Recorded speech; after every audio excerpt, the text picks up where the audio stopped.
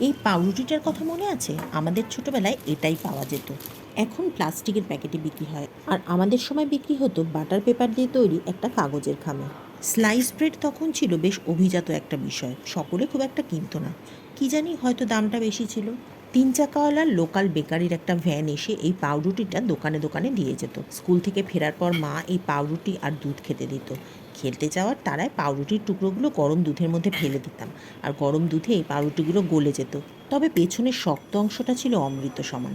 ওটা কিন্তু দুধের মধ্যে ফেলতাম না, ওটা বেশ তাড়িয়ে তাড়িয়ে দুধে চুবিয়ে চুবিয়ে খেতাম। যেদিন কপাল খুব ভালো থাকতো, সেই দিন মা এই পাউরুটিগুলো সেঁকে তার মধ্যে মোটা করে মাখন মাখিয়ে দিত। ওপরে থাকতো অনেকটা চিনি আর সামান্য একটু গোলমরিচের গুঁড়ো। উফ, খেয়ে কী যে তৃপ্তি পেতাম! ছোটবেলায় খাবার দাবারের এত প্রাচুর্যও ছিল না, আর এত বিকল্পও ছিল না। তাই জন্য আমরা যা পেতাম সেটাই বেশ তৃপ্তি করে খেয়ে উঠতাম। আজ সকালে দোকানে গিয়ে যখনই পাউরুটিগুলো দেখলাম, তখন বেশ নস্টালজিক হয়ে পড়েছিলাম। তাই নিয়েই এলাম বাড়িতে স্মৃতি রোমন্থন করব বলে। একদিন হলোই না হয় অনিয়ম, ওই যে এই জেনারেশন কি যেন বলে না?